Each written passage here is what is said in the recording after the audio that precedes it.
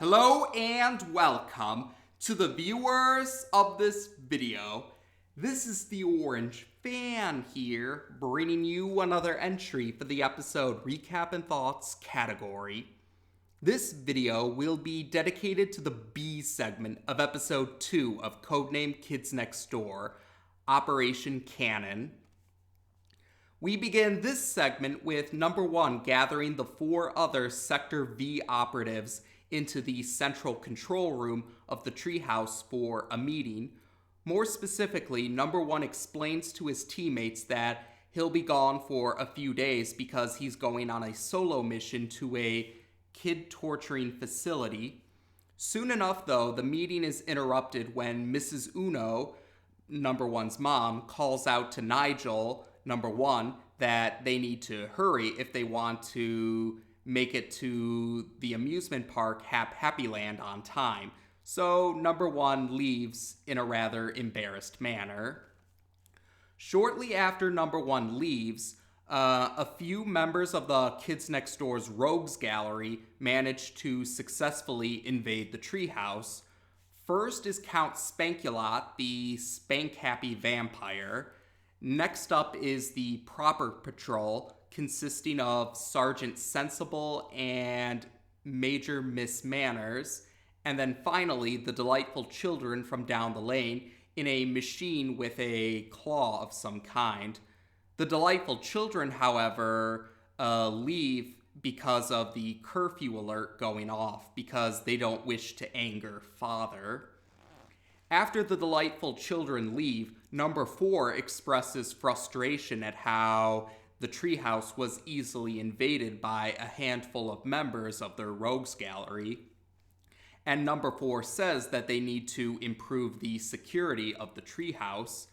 Number 5 jokes that maybe they should build a Clam Cannon, but Number 4 ends up embracing this idea and declares that the Clam Cannon will be the ultimate defense of the treehouse. And Number 4 also declares himself to be the temporary leader of the group while Number 1 is away.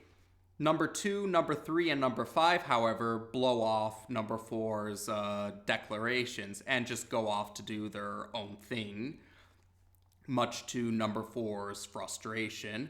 After a quick scene showing us Number 1 at Hap-Happy Land, we also see a few scenes of Number 4 visiting his present teammates in the middle of the night, hoping to begin work on the Clam Cannon. But all three of the 3 other present members of Sector V non-verbally make it clear that they have no interest in building a Clam Cannon. And by the time morning rolls around, Number 2, Number 3, and Number 5 wake up in a groggy manner and they prepare to have breakfast. However, they see that the cereal and the milk have been replaced with building tools and clams. Number 4 is very insistent that they begin work on the Clam Cannon, and he even goes as far as to forbid them from having breakfast until they build the Clam Cannon. So Number 2, Number 3, and Number 5 begrudgingly agree to build the Clam Cannon, if only to get Number 4 to stop pestering them about it. So we see Number 2, Number 3, and Number 5 proceeding to build the Clam Cannon, but they still are rather tired, so we do see them trying to sneak in opportunities to get some sleep. But Number 4 keeps catching them, and he keeps interrupting their sleep. And now he forbids them from resting until the Clam Cannon is built, or fully built, I should clarify. So we do see Number 2, Number 3, and Number 5 continuing to build the Clam Cannon nonstop, but they're becoming progressively more and more tired. But Number 4 seems to be becoming more delusional, saying that they need a leader like him, and he actually puts on a copy of Number 1's sunglasses.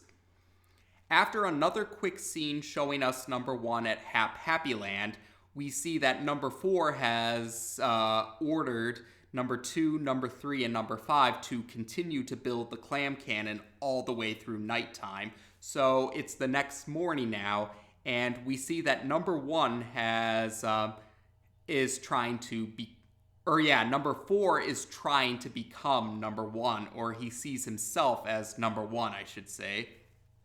Because besides wearing the sunglasses, number 4 is now wearing number 1's outfit, and he's wearing a bald cap, and he's declaring himself the permanent leader of the group, which he now renames the Kids Next 4. And number 2, number 3, and number 5, they're so exhausted that they can barely function. They can't even talk properly. Suddenly, the delightful children return in the machine that they were in earlier in the segment, and when they see the Clam Cannon, they decide to actually use the Clam Cannon against the present members of Sector V. And yes, the present members of Sector V are easily captured by the delightful children, mostly because number 2, number 3, and number 5 are just too exhausted to put up a fight, while number 4 is delusional enough to think that they have the delightful children on the ropes, as he puts it. So the delightful children intend to use the Clam Cannon to send the present 4 members of Sector V to Pluto, but when the delightful children turn on the machine, it ends up exploding, most likely due to the fact that the Clam Cannon was poorly constructed because the ones who built the Clam Cannon were extremely exhausted.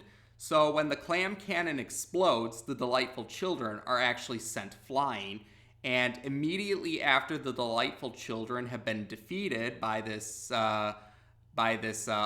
unpredictable way, or maybe predictable given number 4's robbing his teammates of essentials, number 1 soon arrives, and number 1 is actually impressed by the idea of a Clam Cannon, and he thinks that it actually would make a great means of defense.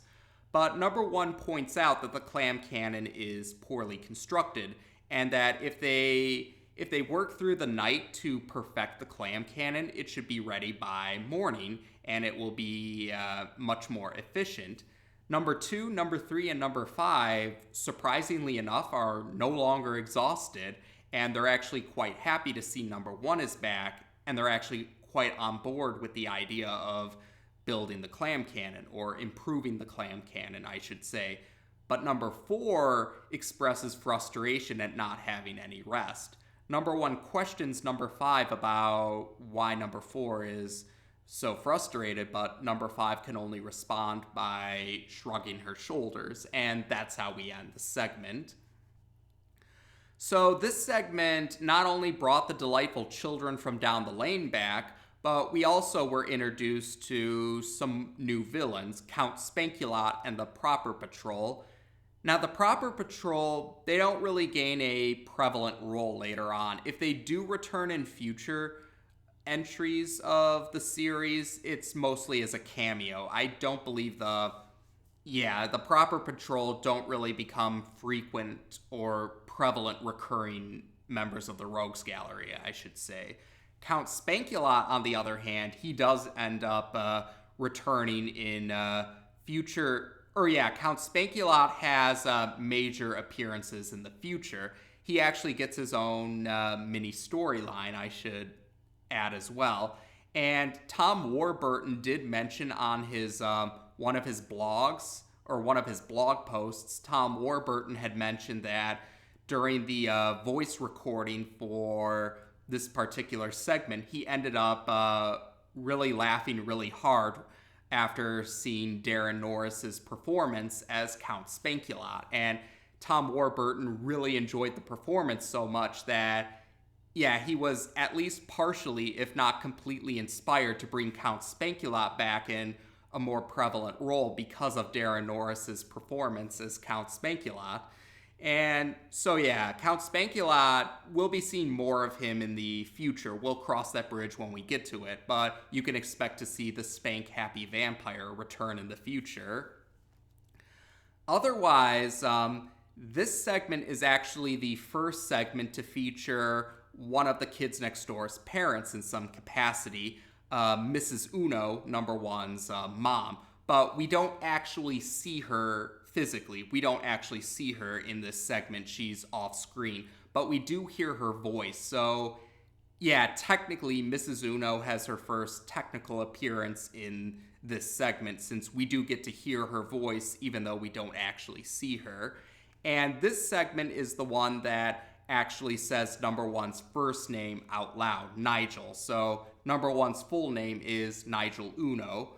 And yeah, the Sector V operatives, their real names have some kind of reference to their code name or their number, their designated number on the kids next door. So we'll be hearing supplementary material did reveal their real names before the series proper premiered, but we'll be seeing their names first and last in future entries for all of them.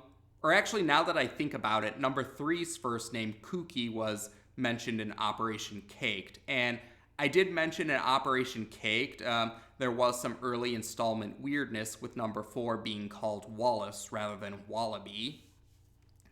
Oh, speaking of early installment weirdness, this segment actually did show this is actually the segment I mentioned that was pretty early on that reflected how No Pee in the Ool was some early installment weirdness, because in No Pee in the Ool, it was shown that number one, even though he was the leader of the kids next door, or at least Sector V, he was kind of treated like a joke, or his position as leader was treated like a joke. The other Sector V operatives didn't really pay much attention to him, or they kind of made him the butt of their jokes. This time around, in this segment, number one actually is treated with respect as a leader. Pretty much because number two, number three, and number five, who weren't too keen on the idea of a clam cannon when number four insisted upon it, they actually were on board with the idea when number one suggested that they improve the clam cannon. And you could say number four also, number four respected number one as leader in a way, I guess, or you could say in some capacity, because when number four wanted to take over as leader, he actually pretty much tried to become number one. Like, he started to change his appearance to look like number one. And actually, now that I think about it, that could be considered an example of early installment weirdness as well. How number four was declaring himself, or how number four wanted to change the name of the kids next door to the kids next four, because, like I said, it's in later episodes of this season when it's established that the kids next door is a global organization, not just the 5 members that we mostly follow.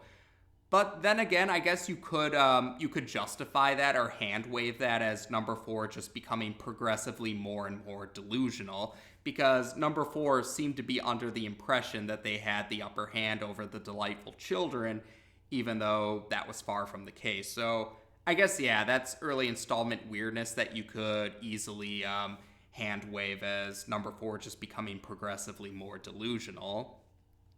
And speaking of number four, like with the A segment, Operation Ice Cream, how some fans would make the argument, or some fans would say that Operation Ice Cream could be considered a spotlight appearance for number three.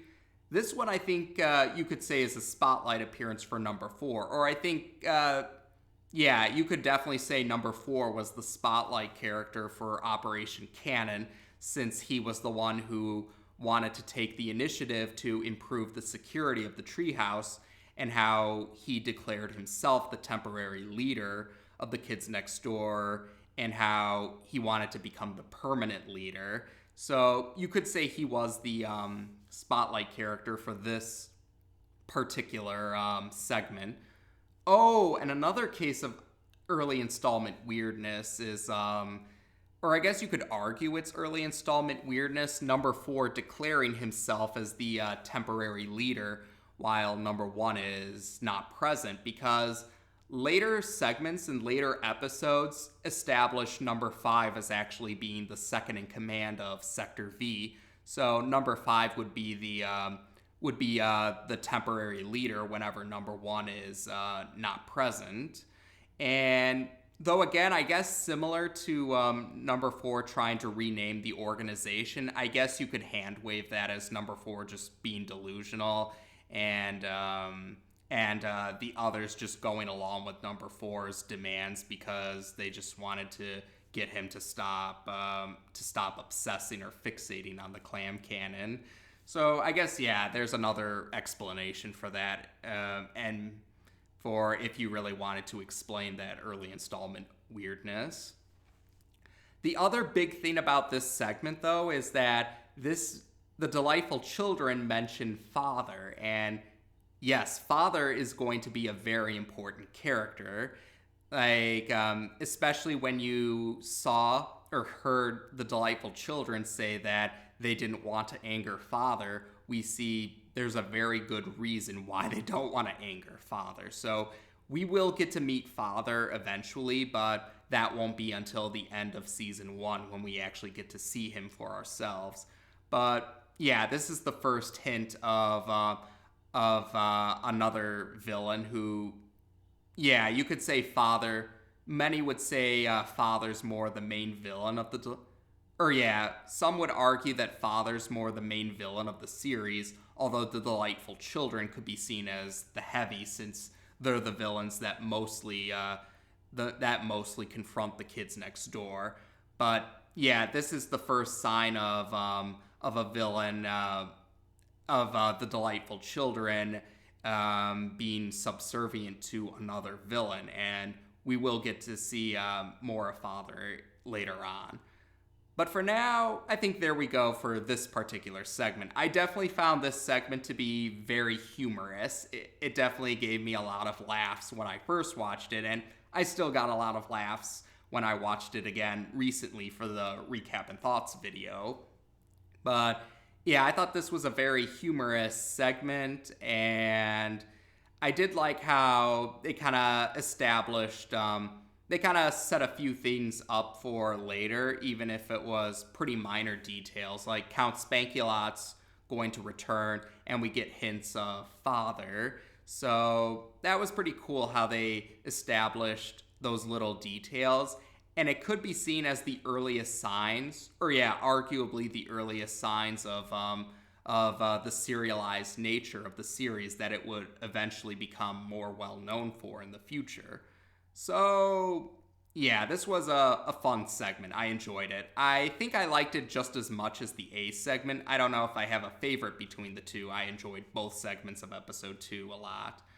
But for now, there we go. As of this video, we've now discussed the B segment of episode 2 of Codename Kids Next Door on this channel.